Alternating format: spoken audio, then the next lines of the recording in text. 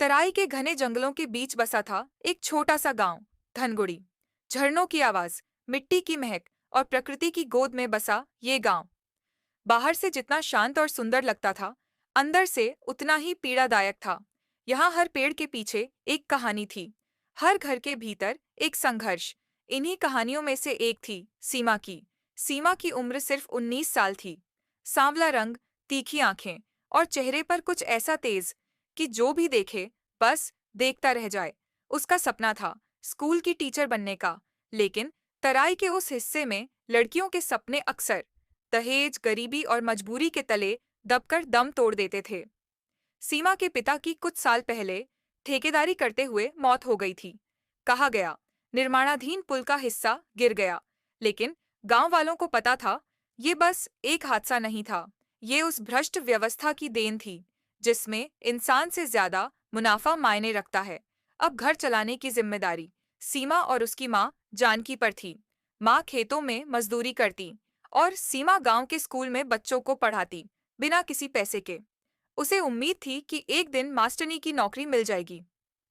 बस उसी उम्मीद में वह सेवा करती रही। इसी बीच गांव में एक नई सड़क का ठेका मिला, शहर के ठेकेदार रंजीत ठाकुर को। रंजीत वो आदमी था जो सीमेंट कम और भ्रष्टाचार ज्यादा फैलाता था। उसका गांव में आना, उसके चमचों का घूमना और पैसे से सब कुछ खरीद लेने की आदत सबको मालूम थी। सीमा की माँ ने कई बार समझाया, बिटिया, उससे दूर रहना, उसकी नजर ठीक नहीं है। लेकिन सीमा ने ध्यान नहीं दिया। उसे लगा वो पढ़ी लिखी है, खुद को संभाल सकती है। रंजीत की नजर सीमा पर पड़ी और उसने ठान लिया, जो चाहा है वो मिलेगा, पैसे से नहीं तो ताकत से। एक दिन वह स्कूल आया, बच्चों को टॉफी बांटी और सीमा से कहा, तुम्हारे जैसे पढ़े लिखे लोग गांव में हों तो तरक्की हो जाए। मैं तुम्हारे लिए नौकरी का इंतजाम कर सकता हूँ, बस चलो मेरे साथ ब्लॉक ऑफिस तक।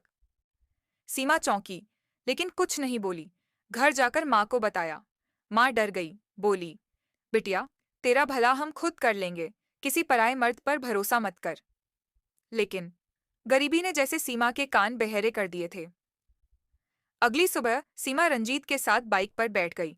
उसे लगा शायद उसकी किस्मत बदलने वाली है।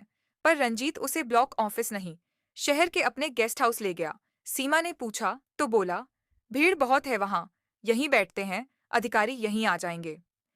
धीरे धीरे सीमा को समझ आ गया, वो फंस चुकी है।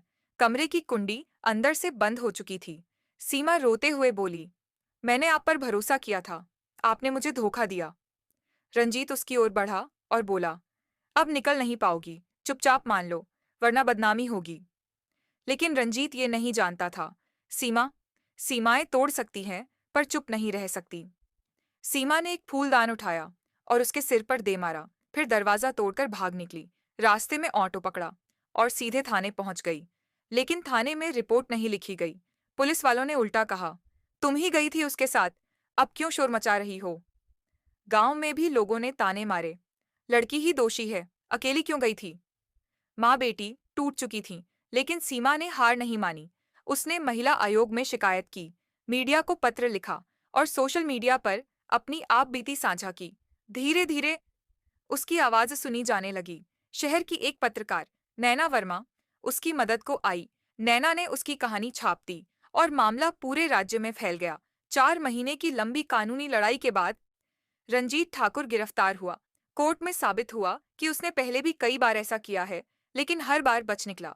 सीमा की गवाही, उसकी हिम्मत और उसकी सच्चाई कोर्ट को झकझोर गई। जज ने कहा, यह मामला सिर्फ एक लड़की की इज्जत का नहीं, बल्कि पूरे समाज की सोच का है। अगर आज सीमा न लड़ती तो न जाने कितनी सीमाएं और टूटती। रंजीत को 7 साल की सजा हुई। 1 साल बाद सीमा को सरकार की ओर से नौकरी मिली, एक सरकारी स्कूल में स्थायी अध्यापक की। गांव लौटते ही वह उसी स्कूल में पढ़ाने लगी जहां कभी टॉफी बांटकर ठेकेदार ने चाल चली थी। अब बच्चे उसे देखकर कहते, मैम, हम भी आपकी तरह बनेंगे। सीमा मुस्कुराती थी और उसकी माँ अब चैन की नींद सोती थी। सीमा ने साबित किया कि उसकी इज्जत न लूटी जा सकती है, न छीनी जा सकती है। उसे जो तोड़ने आया था वो खुद टूट गया। अब सीमा सिर्फ एक लड़की नहीं, एक आंदोलन थी, सच का, साहस का और बदलाव का।